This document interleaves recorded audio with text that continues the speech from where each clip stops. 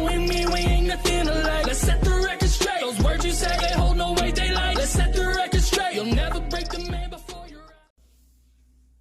Hello everyone, welcome back to another custom diecast review. Today I have a pretty cool diecast from a pretty cool driver, Noah Gragson, in the number 9 Bass Pro Shops / Black Rifle Coffee.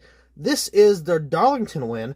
Of course, this is a custom because, you know, Lionel don't make many wins, period, especially Xfinity series.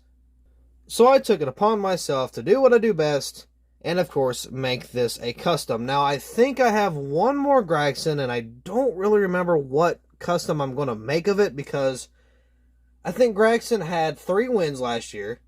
I want to say it was Darlington, Richmond. I could be wrong on Richmond, but I think it was Darlington, Richmond, and Martinsville. If anything, it could have been 4 wins, but I'm not really too sure.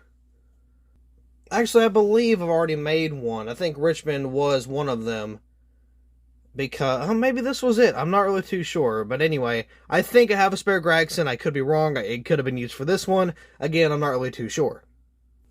But nonetheless, this one is pretty cool. It's got a big old donut mark on the left side, as you can see right here, right now. So that's going to be a pretty cool picture for the thumbnail.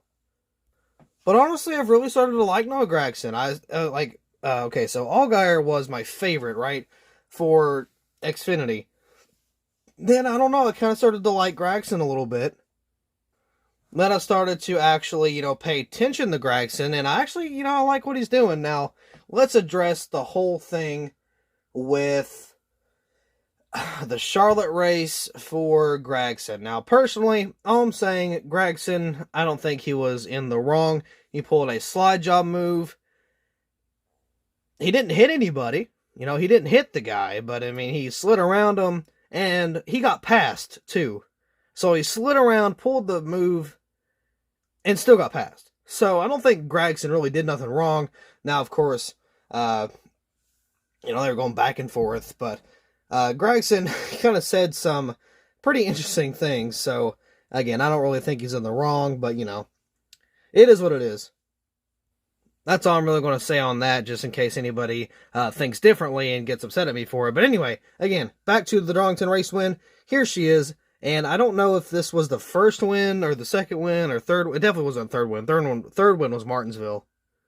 Or fourth. I don't remember. But either way, I was really cheering Noah on for that Phoenix win. Of course, you know, for him to get the championship. Then he kind of smacked the wall a little bit. And I was like, oh, dude, he's losing it. I was really hoping for Gragson to pull through. Maybe 2022 might be his year. You never know. But anyway, actually, let's go ahead and get to this diecast review and take a little bit of a closer look at some of the detail that I've done for this specific custom.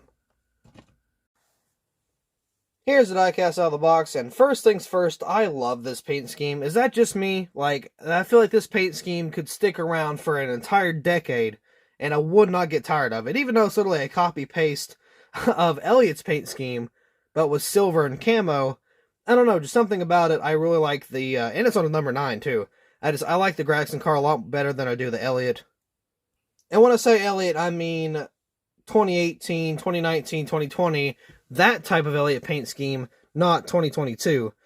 So, you know, whatever. But yeah, got a lot of damage here. We'll get to that here in a little bit. But on to the hood. Of course, you got Johnny Morris right there. You got True Timber Camo. Black Rifle Coffee Company, got Bass Pro Shops right there with the big old bass kind of chilling out there. Got a little bit of race wear, not a whole lot though. Got Gragson right there, got some race wear on the name banner. And you can see got the little red and blue box on the interior for the dashboard. So, onto the roof, we got a number 9, got a little bit of race wear, not a whole lot. Black Rifle Coffee, of course, got Gragson right here on the back. True Timber Camo, of course, I love the digital camo they got kind of going on, or not digital, but the camo they got going on here. So got TrueTimberCamo.com, got the number 9. The Camaro got the little pipes back here, which are fake, obviously. They do not actually have those.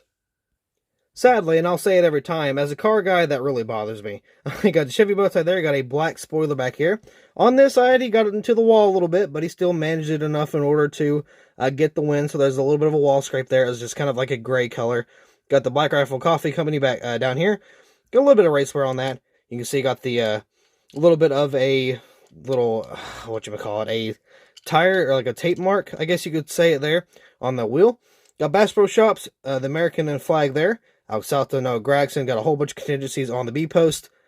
I don't really see much but Miller, SEM, and Safety Clean there. Got Brandt, got the number 9, which, of course, you got some race wear all the way down the sides. Maybe a little over exaggerative about the damage, or not damage, but the race wear, but hey, I like my race wins dirtied up. So, got the NASCAR race car there. NASCAR Xfinity Series, Mobile 1, ARP. Of course, this was before they changed to purple. I got some more race wear around that. I actually had to paint the side skirts black, because on the actual car they were black, and on the actual diecast they were just silver. So, I do pay attention to my detail, I promise you that. I got some more around the front end, just got a whole bunch of race wear. Again, went a little heavy, but I like my race wins very dirtied up, and I'm sure a lot of you guys do too as well. Got a little bit of the race up tire here, got some more marks and stuff down the side. Got that good old nice donut mark. Of course, both side skirts are painted black. Over here, you got a little bit of a weird, it's kind of hard to say. It's like a gray inner liner, I guess. Kind of like part of the rim was gray. I guess, I don't know if you got, the tire got rubbed off or something like that. But either way, there was a little bit of gray to the tire. So I figured I would add that little detail as well. To make it a little bit more accurate, you can see got some of that race wear right there from the burnout. Got a little bit of marks along the Black Rifle coffee. You do have the spillage from the good old Sunoco fuel. Got the window net down here. You can see the interior is actually painted. It's kind of hard to tell, full on, but both sides of this cage and this cage, or this part of the cages, are painted silver. So is the steering wheel, and the gear shifter down in there is painted silver as well. So that's pretty much it for the exterior. Now let's kind of zoom out a little bit and take a peek at the underneath detail. It's the same old stuff we always do, so don't be surprised. As you can see, if I can get a better kind of picture here for you.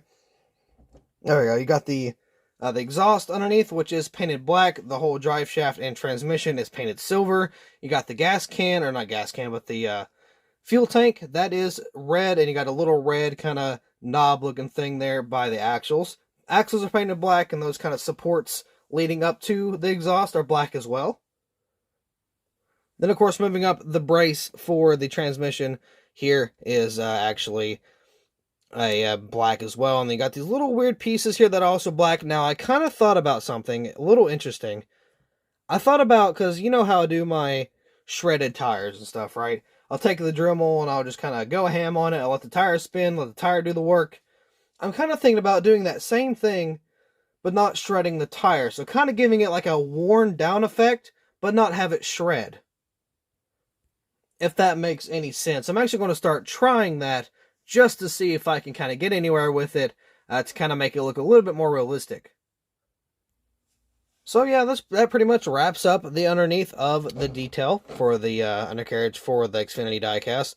Now, I would do that for the 2022 Cup cars, but obviously I can't do that anymore. So with the 2022 diecast for the Truck Series and the Xfinity Series, they stay the same. But of course, the Cup Series got a whole new remodel, got the whole different numbers, position, new paint schemes, all kinds of new stuff. So the underneath of those cars are very smooth.